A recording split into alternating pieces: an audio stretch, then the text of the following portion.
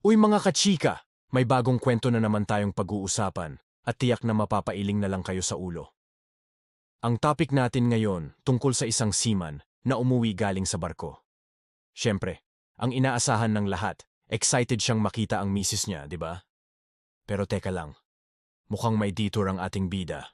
Imbes na sa bahay dumiretso para mayakap ang naghihintay na asawa, aba, sa hotel pala ang unang destinasyon.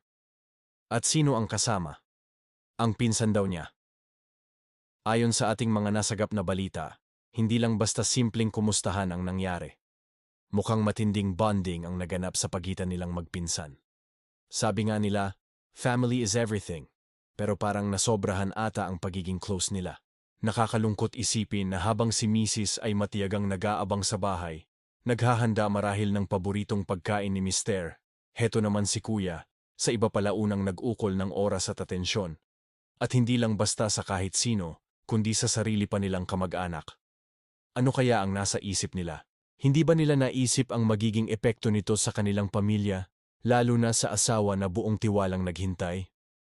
Ang ganitong mga sitwasyon ay isang paalala sa atin kung gaano kahalaga ang katapatan at respeto sa isang relasyon. Ang pagtatrabaho sa malayo, tulad ng pagiging isang seaman, ay sapat ng sakripisyo.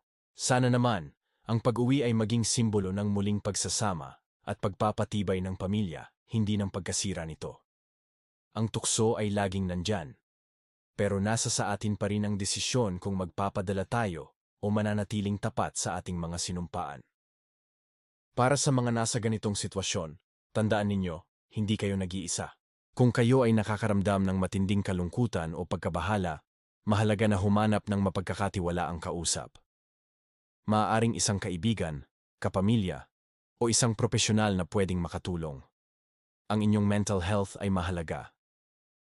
Available ang National Center for Mental Health Crisis Hotline sa numerong 1553. Huwag magatubiling humingi ng tulong. Ano sa tingin nyo, mga kachika? May kilala ba kayong may ganitong kwento?